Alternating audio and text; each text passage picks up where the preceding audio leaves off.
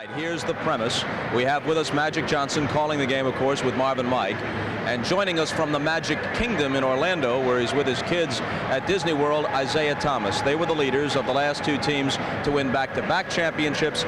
Each was thwarted in their efforts to three-peat. Let's begin with you, Magic. You were quoted earlier in the week as saying that while the Bulls certainly are one of the great teams of all time and belong in the conversation, you believe your Laker champions of, let's say, 85 or 87, both teams beat the Celtics in the finals, either one of them could beat these Bulls.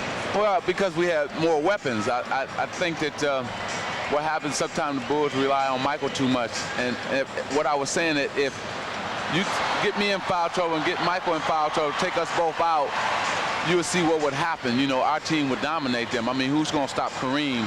And we had so many more weapons. It's just we would beat them. Isiah, your thoughts on your Piston teams that won back-to-back before the Chicago Bulls beat you in a sweep in the Eastern Conference Finals in 1991, and that started them on the road to their first of two in a row, now verging on three. Could the best of those Pistons clubs beat these Chicago Bulls? Well, I think it would have been a very interesting games in terms of matchups. I think the thing that really hurt us, if you remember, after we won our first championship, was expansion, and we lost Ricky Mahorn.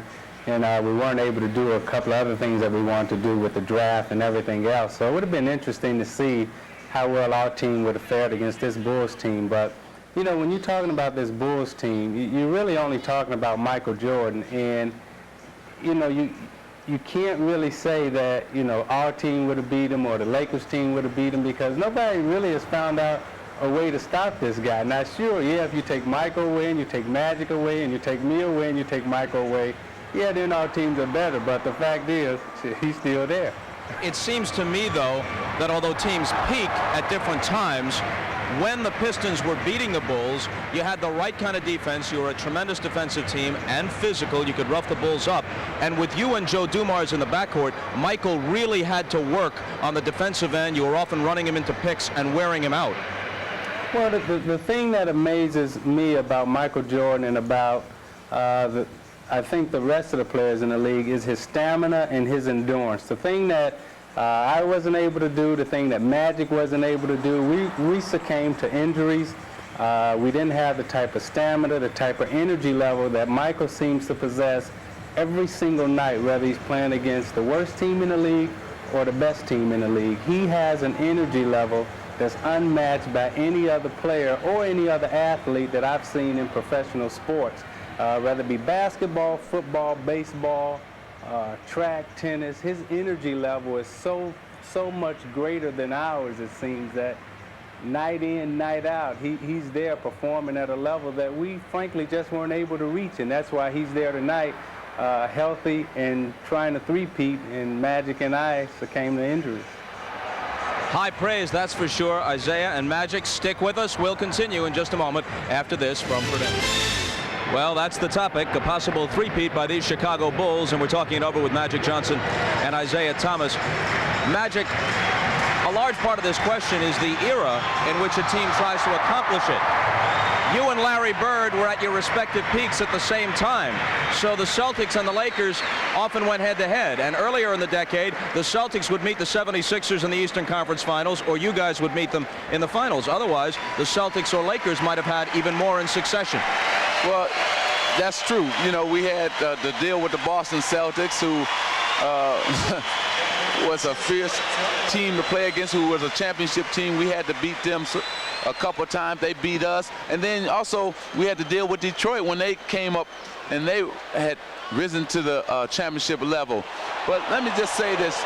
No question that Michael would have scored 50 on us or 50 on anybody else, because he's just a great basketball player.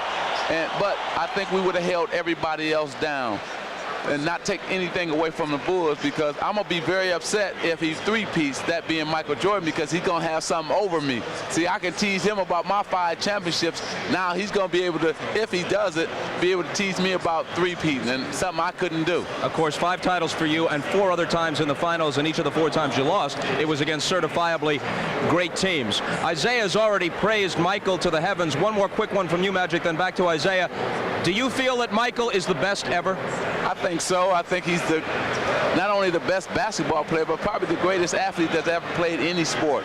And I also think that I had to give praise to another guy in Larry Bird. He was probably the most fierce competitor that I've ever faced. But Michael Jordan is not only the best basketball player, but he's the most exciting basketball player to ever play.